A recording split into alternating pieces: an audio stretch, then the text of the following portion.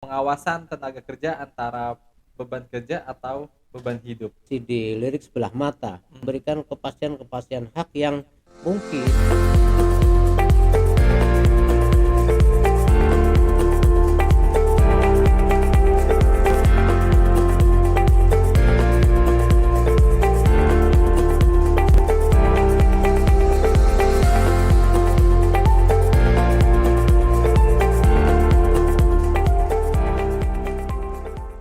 Halo Sobat Sneakerian, kembali lagi dalam acara podcast Elite Channel dalam program Sneakers seputar dunia kerja.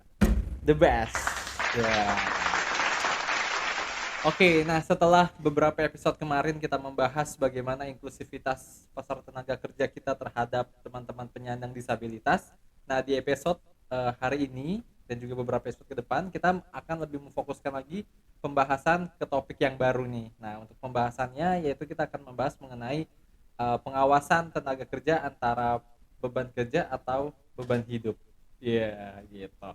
Nah, jadi kalau kita lihat mungkin bagi teman-teman yang memang sobat sneakerian di rumah yang paham isu mengenai ketenaga kerjaan itu, ada satu isu yaitu mengenai peran pengawasan ketenaga kerjaan ini yang sering dianggap atau masih yang pandang sebelah mata gitu. Bahkan oleh pengusaha, keberadaan pengawas ketenaga kerjaan ini menjadi sesuatu bisa dikatakan beban gitu ya, karena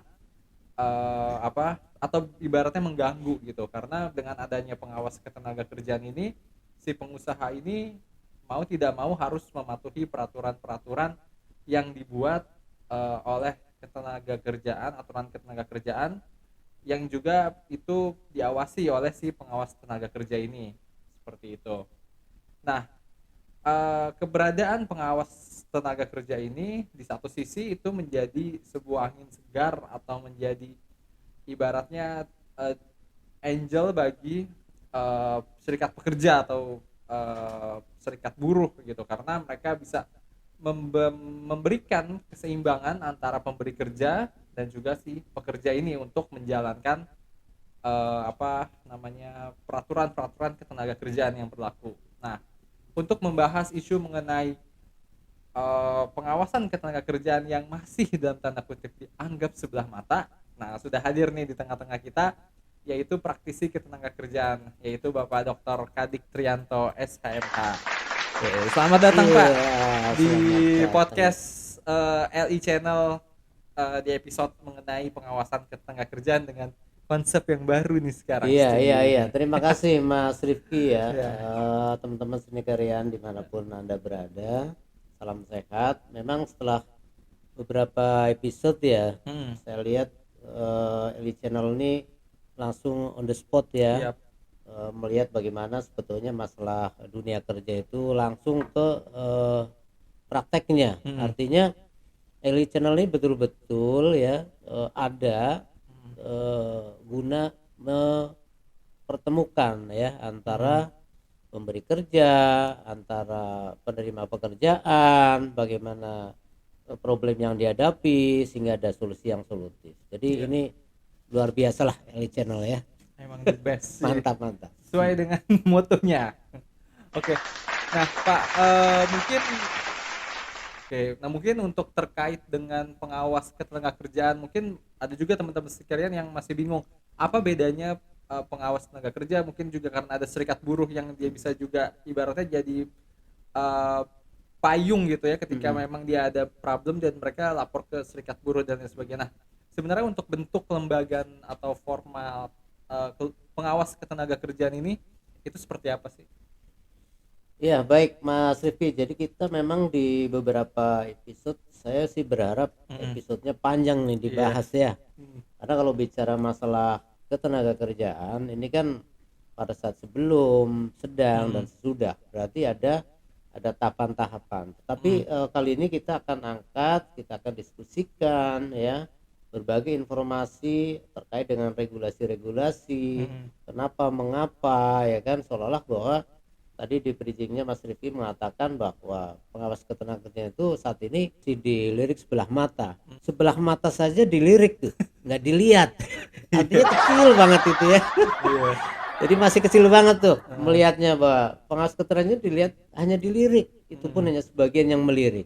Artinya di satu sisi bahwa keberadaan pengawas ketenagakerjaan atau labor inspector itu oleh sebagian tentunya para pelaku usaha lah ya, dalam hal ini mohon maaf saya harus mengatakan bahwa para pelaku usaha pasti cenderung tidak suka hadirnya pengawas.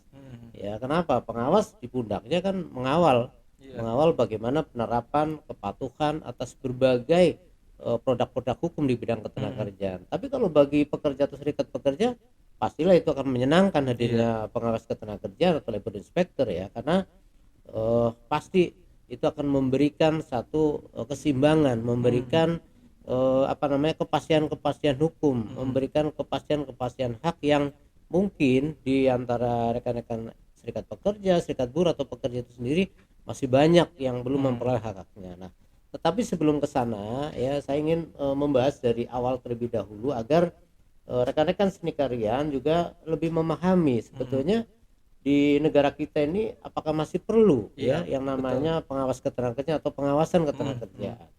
Rekan-rekan yang saya banggakan ya, bahwa di tahun, kalau kita melirik ke belakang terlebih dahulu ya, di tahun 1890, itu tua banget ya. 1890 itu pada saat itu konon ceritanya ya, saya juga tidak ada di dalam kurun waktu itu.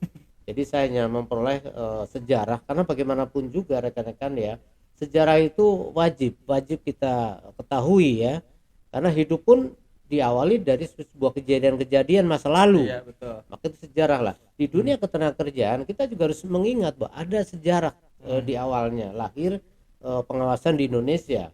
Di 1890 ya, ada di sana di dalam riwayatnya atau sejarahnya, di sana dijelaskan bahwa 15 negara pada waktu itu ya mengadakan sebuah konferensi di Berlin. Nah, kenapa pada waktu itu ada konferensi di sana ya, karena adanya berbagai persoalan-persoalan hubungan industrial ya yang terjadi di muka bumi ini. Nah, oleh karena itu standar-standar pemburuhan internasional dari tahun ke tahun itu selalu ada dinamika perubahan yang mengarah kepada upaya-upaya perbaikan. Kemudian di 1898 ya, di Inggris diangkatlah, sudah dimulai itu, diawali di Inggris ya, diangkatlah pengawas medis pertama.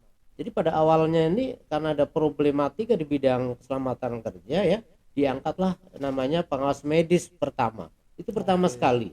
Kemudian 1901 dimulai juga pengawas perempuan. Jadi ada pengawas perempuan juga. Dulu ya di Indonesia pun seperti itu. Ada namanya pengawas yang khusus atau spesialisasinya dia mengawasi terkait dengan norma-norma kerja perempuan. Nah, saat ini itu sudah mulai bergeser nih. Kenapa? Karena mungkin di negeri kita ini adanya satu kesetaraan ya, adanya kesetaraan gender, sehingga pengawas yang spesialisasi terkait dengan perempuan itu sudah makin tidak kelihatan fungsinya. Nah, di Jerman di 1898 ya, itu sudah jelas di Inggris ya. Kemudian 1901 di Jerman lahirlah ya pengawas perempuan pertama ya. Jadi kalau di Inggris tadi pengawas medis karena banyak persoalan tentang safety, tentang lingkungan kerja, kemudian di Jerman itu diangkat perempuan yang pertama itu terkait dengan adanya berbagai persoalan-persoalan gender. Nah, kemudian hal-hal yang tadi ya dijadikanlah sebagai sebuah titik awal bagaimana landasan sistem pengawasan atau sistem perburuan di internasional maupun di Indonesia itu mulai dikembangkan di awal-awal abad ke-20. Lalu bagaimana di Indonesia itu sendiri? Kita tahu bahwa negara kita begitu lama dijajah ya oleh Belanda, oleh Jepang gitu ya. Wajar kalau produk-produk hukum kita, kebijakan-kebijakan pemerintah itu masih banyak ya kita menggunakan basically-nya itu peninggalan dari penjajah, yaitu Belanda. Jadi kita juga harus melihat dari sisi positif ya, bahwa Belanda menjajah kita ternyata banyak sekali sisi positifnya. Dari sisi regulasi, begitu banyak regulasi yang masih kita pakai ya. Kemudian di bidang ketenagakerjaan ya, awal mulanya memang kita tidak mengenal betul sebetulnya apa sih yang namanya pengawasan ketenagakerjaan ya. Tapi Belanda meninggalkan itu. Ya, karena negara kita sebagai bagian dari yang dijajah oleh Belanda, mau tidak mau karena begitu lamanya, maka karakteristik daripada sistem perburuan di negeri kita itu tetap saja akan terbawa dan teradopsi oleh cara pandang, cara kerja, kemudian kebijakan-kebijakan si penjajah itu sendiri, yaitu pada saat kita dijajah Belanda. Pada waktu itu disebut dengan Arbeit Inspect ya. Nah, sekarang labor inspector lah, atau di Indonesia lebih lazim pengawas ketenagakerjaan. Nah, cuma kalau kita bicara pengawas itu konotasinya bahwa bukan hanya masalah ketenagakerjaan, di unit-unit lain pun juga ada pengawas. Maka untuk membedakannya saya lebih suka dengan sebutan-sebutan kembali kepada awalnya labor inspector. Namanya labor inspector ya kan, keren dikit lah gitu ya. Masa pengawas itu bangunan juga ada pengawas bangunan gitu ya. mandor gitu ya. Nah, level kita tuh bukan di level itu. Kenapa? Manusia itu manusia pilihan ya. Karena untuk menjadi seorang inspektur ketenagakerjaan itu melalui proses yang begitu panjang ya. Mulai dari seleksinya, dari pendidikan formalnya, kemudian pendidikan kekhususannya, itu sangat memakan waktu. Pada saat itu diklat-diklat pengawasan itu bisa setahun, 8 bulan, ada yang terakhir 4 bulan, tapi belakangan ini 4 bulan dipecah ya, dipecah dalam artian karena situasi pandemi gitu ya. Itu ada off class, kemudian ada juga kita langsung praktek lapangan. Apakah itu mengurangi bobot? Tentunya akan mengurangi bobot kualitas daripada lahirnya para inspektur tadi. Nah, tetapi sekali lagi bahwa keberadaan pengawas ketenagakerjaan atau labor inspector itu atau inspektur ketenagakerjaan itu tidak lain karena adanya sebuah kebijakan negeri kita yang mendasar di dalam Undang-Undang Dasar 1945 bahwa negara melindungi segenap bangsa, tumpah darah dan tanah airnya gitu kan. Bagaimana bisa melindungi? Ya itu tadi, di dunia ketenagakerjaan lahirlah pengawas ketenagakerjaan. Nah, kemudian Mas Rifki dan rekan-rekan sekalian ya, bahwa kalau kita bicara soal ketenagakerjaan karena berawalnya dari masa-masa penjajah, pasti tidak luput dari istilah-istilah perburuhan. Ya, karena undang-undang yang digunakan sampai saat ini pun ya sebagai payung kerja daripada para inspektur ketenagakerjaan adalah undang-undang yang begitu tua, yaitu Undang-Undang 3 tahun 1951 ya. Tahun 51 ya, tua betul ya. Tahun 51 tuh. Coba Pak Rifki dan Sneakerian bisa bayangin sudah berapa lama tuh. Masih berlaku tuh. Dan di sana tidak mengenal namanya pengawas ketenagakerjaan, yang dikenal adalah labor inspektur. Kemudian hukumnya pun menggunakan istilah-istilah perburuhan, tidak mengenal namanya tenaga kerja atau pekerja. Nah, coba karena negeri kita ini adalah negeri yang penuh dengan budaya etika ya kan, maka istilah-istilah perburuhan itu dirombaklah menjadi tenaga kerja. Kemudian belakangan dirubah lagi menjadi istilah-istilahnya pekerja atau buruh. Itu pun ya masih dirasa belum cukup sebagai orang yang beretika di Indonesia. Maka kalau kita menyebutkan Anda kan buruh, kadang-kadang teman-teman pekerja itu suka tersinggung, kurang suka. Karena apa, seolah-olah konotasinya bahwa kalau buruh itu pekerja kasar. Ya padahal saya juga buruh nih. Cuma buruh saya dalam melayani masyarakat ya sebagai aparatur sipil negara. Saya buruh juga. Karena apa? Karena saya digaji. Oleh siapa? Oleh seluruh bangsa ini ya kan, untuk melayani masyarakat.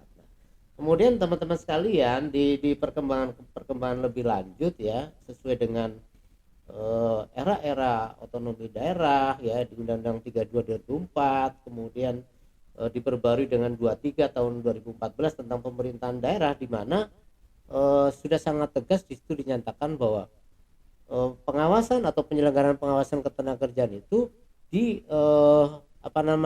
menjadi beban pemerintah daerah di tingkat provinsi.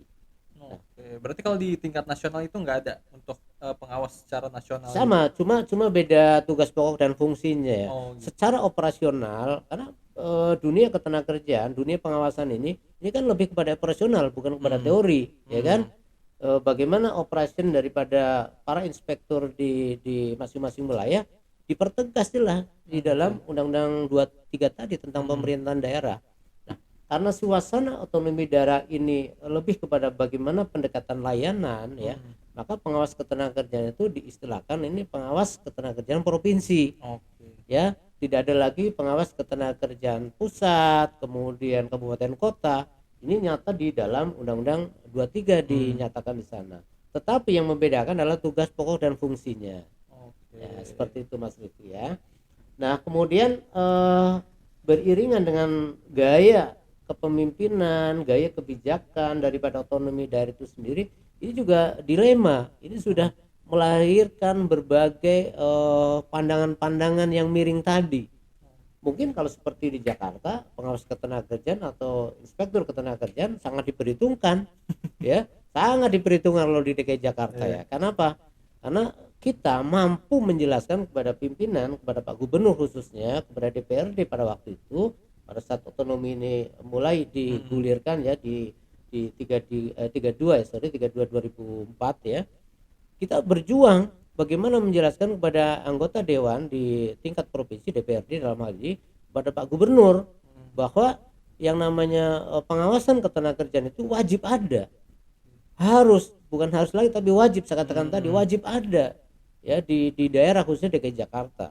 Bagaimana mungkin ya DKI Jakarta yang begitu besar penduduknya, dunia kerjanya begitu beraneka ragam, tidak ada yang mengawasi, tidak ada yang mengawal, ya. Maka apapun ceritanya pada waktu itu kita sama-sama tahu ya, senior-senior kami itu memperjuangkan itu agar di dalam unit kerja atau organisasi perangkat daerah namanya Dinas Tenaga Kerja Transmigrasi itu ada tetap namanya unit yang membidangi kebinawasan atau pengawasan ketenagakerjaan. Nah, itulah bedanya antara DKI dengan wilayah-wilayah lain. Iya.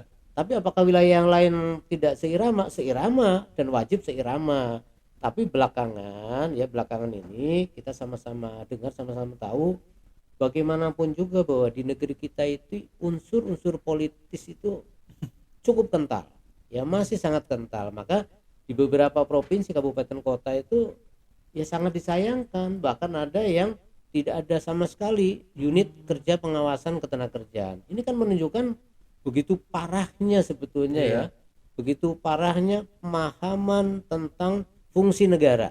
Iya betul. Ya kan negara punya fungsi tadi melindungi ya. Nah, di dunia ketenagakerjaan kan nilai spesialis ya masalah perburuhan, mau tidak mau unit kerjanya kan harus unit kerja pengawasan kan itu ya. Jadi kalau saat ini di beberapa kabupaten kota provinsi itu yang namanya unit kerja pengawasan hanya levelnya setara dengan eselon 4, bahkan itu hanya apa ya istilahnya penyelenggara atau koordinator wilayah misalnya, itu sesungguhnya menurut pendapat saya itu terjadi kemunduran dan ketidakpahaman dari para pemangku di daerah ya. Kita lepaskan dulu ya ego-ego sektoral, ego-ego kepentingan individu, kelompok gitu ya. Kita kedepankan adalah bagaimana hadirnya negara memberikan sebuah perlindungan kepada warganya dalam konteks ketenagakerjaan. Oke. Nah ini menarik nih Pak. Tadi di beberapa daerah ada yang tidak ada itu istilahnya pengawasan gitu. Artinya kan dalam tanda kutip peran negaranya bisa jadi tidak ada terhadap hubungan industrial tadi seperti itu. Nah itu apa enggak? Karena kan tadi sifatnya itu kan tergantung otonomi, berarti kan tergantung kepala daerah itu sendiri. Nah berarti pengawas tenaga kerja ini juga sebetulnya masih berada di wilayah politis dari si kepala daerahnya itu sendiri. Apakah mau mengadakan atau tidak seperti itu berarti? Ya, jadi betul bahwa di era otonomi daerah itu punya kewenangan ya. Oke, kita hargai itu, kita hormati itu. Tapi jangan lupa ya bahwa pengawasan ketenagakerjaan ini kan merupakan sebuah kesisteman ya, sebuah sistem yang sangat penting dalam penegakan dan upaya-upaya bagaimana mengawal penerapan peraturan perundangan di bidang ketenagakerjaan. Di semua kabupaten kota, di semua provinsi dalam negara Kesatuan Republik Indonesia ini problematikanya sama. Ya. Di Papua juga ada namanya pekerja atau buruh, berarti ada perikatan di sana. Di Jawa Tengah, di wilayah lain, provinsi lain pun sama. Mereka ada pekerja yang bekerja dalam sebuah perikatan. Ada perikatan berarti ada produk hukum dong, Betul. ada aturan-aturan ya. Kita sama-sama ketahui dari yang segitu banyak aturan hukum di negeri kita ini kan sudah dilebur ya, di apa namanya disinergikan menjadi sebuah produk ya, namanya Undang-Undang Cipta Kerja, di mana di klaster ketenagakerjaan ya, Undang-Undang 13 2003 itu tidak seluruhnya rombak atau dihilangkan, termasuk mengenai pasal 176 ya Undang-Undang 13 2003 tentang fungsi dan peran daripada pengawas ketenagakerjaan. Artinya undang-undang ini kan berlaku di seluruh negara kesatuan Republik Indonesia. Ya walaupun ada kekuatan namanya otonomi, dia bisa membuat bentuknya seperti apa, tapi itu tidak berarti bahwa serta merta ya harus tunduk kepada etika dan norma yang ada yang berlaku nasional. Tidak boleh gitu ya. Karena misalnya di DKI misalnya karena kita otonomi khusus, kemudian kita ya menganggap wah nggak penting nih misalnya unit pengawasan sehingga dihilangkan misalnya, nggak seperti itu. Tetapi lagi-lagi kan juga ini ada unsur-unsur politis. Nah, untuk menghadapi unsur politis maka para pemangku di unit kerja pengawasan baik itu di tingkat pusat, provinsi maupun kabupaten kota harusnya mampu memberikan sebuah informasi yang tepat ya, mulai dari sejarah tadi bahwa perburuan itu bukan lahir serta merta ya, bukan karena kebutuhan sebuah partai kelompok tertentu apalagi sangat individual, tidak ya. Memang benar bahwa hukum ketenagakerjaan itu berangkat dari hukum privat, tapi privat itu kan diatur dalam sebuah produk-produk hukum, baik itu di dalam KUH Perdata maupun hukum ketenagakerjaan itu sendiri. Jadi sekali lagi ya, ini dibutuhkan ya yang namanya apa ya, militan ya, militan pemerhati, ahli-ahli di bidang ketenagakerjaan. Sampaikanlah yang sebenarnya, bahwa kita tidak lupa dan tidak boleh melupakan sejarah, bahwa dunia saja menghargai yang namanya hukum perburukan, menghargai dan memegang teguh apa yang sudah dideklarasikan ya kan, memegang teguh apa yang sudah menjadi kesepakatan dalam konvensi. Nah, Indonesia termasuk negara yang mengkonvensi itu, termasuk yang meratifikasi maksud saya. Nah, oleh karena itu kita harus tunduk juga pada kesepakatan-kesepakatan internasional. Nah, di dalam era otonomi daerah tadi ya, tidak boleh, sekali lagi ya, tidak boleh ada daerah yang tidak memahami bahwa kebutuhan dunia kerja itu juga diperlukan adanya kebutuhan pengawasan. Ya, bagaimana akan bisa berjalannya sebuah norma kalau tidak ada unit yang mengawasi. Nah, ini bagian-bagian apa ya, bagian-bagian yang sangat krusial sebetulnya ya. Di era-era otonomi daerah ini harusnya tadi jiwa-jiwa militansi dari baik itu pemangku di tingkat nasional, kemudian di tingkat regional, provinsi maupun kabupaten kota, maupun para ahli di bidang ketenagakerjaan, sampaikan yang sebenarnya kepada pemangku wilayah bahwa ini penting dan wajib ada ya. Kalau tidak ada apa jadinya ya, lagi ada unit pengawasan saja ya, permasalahan perburuan tidak kunjung selesai, apalagi tidak ada. Apa yang akan terjadi? Yang terjadi tentunya nanti akan demo, unjuk rasa dan seterusnya di mana-mana. Alhamdulillah belakangan ini sangat kondusif ya ketenagakerjaan di Indonesia, di DKI Jakarta apalagi sangat kondusif. Ini menunjukkan bahwa keberadaan para inspektur ketenagakerjaan itu di sana ada. Nah, di suasana yang sudah di rata-rata air yang kondusif ini jangan kemudian digaduhkan lagi dengan menghilangkan atau mengurangi fungsi-fungsi dari unit kerja pengawasan. Khususnya di daerah-daerah lah yang belum yakin betul bahwa keberadaan pengawas ini atau inspektur ini adalah dalam rangka hadirnya negara menjamin agar hak dari dan kewajiban para pihak itu bisa diselenggarakan sesuai dengan ketentuan yang ada. Oke, menarik. Nah, kemudian kalau misalkan tadi karena ada ketidakpemahaman dari stakeholders terkait dengan ketenagakerjaan atau fungsi dari pengawas ini, nah itu ada nggak Pak pihak yang memang ya balik lagi jadi pengawas untuk mengawasi daerahnya ini gitu, untuk melaksanakan amanat undang-undang tadi itu sendiri, atau memang ya karena udah OTDA ya udah jadi dibalikin aja ke pemerintah daerahnya lagi. Kalau memang tidak ada ya ibarat tidak ada sanksi yang memberatkan atau segala macam gitu. Nah itu mungkin ada tidak seperti itu. Ya memang yang saya bilang tadi ya di awal, dilema otonomi Hmm, daerah ini ya. Dilemanya di satu sisi daerah merasa bahwa ini kewenangan saya iya. ya. Tetapi jangan lupa bahwa otonomi daerah itu bukan tak terbatas, Hmm, tapi terbatas. Tadi hmm, dinyatakan di situ kan terkait dengan penyelenggaraan operasionalnya hmm, itu saja, tapi sumber daya manusianya tetap terpusat di Kementerian Ketenagakerjaan kita. oke. Apa bukti terpusatnya? Diklat pengawas atau inspektur ketenagakerjaan kan semua penyelenggaranya Hmm, kementerian. hmm, Tidak ada daerah yang menyelenggarakan sendiri kan? iya. Diklat pegawai penyidik juga Hmm, seperti itu. Diklat spesialis dan seterusnya. Semuanya masih terpusat. Artinya dari sisi penyiapan sumber daya manusia pengawas ketenagakerjaan itu masih merupakan kewenangan kementerian ya, hmm, terpusat oleh kementerian. Kenapa? Karena lagi-lagi bahwa otonomi daerah ini tidak serta merta bahwa seluruhnya harus dikuasai oleh daerah. Nah, oke. kemudian bukti-bukti bahwa ada keterlibatan pusat ya.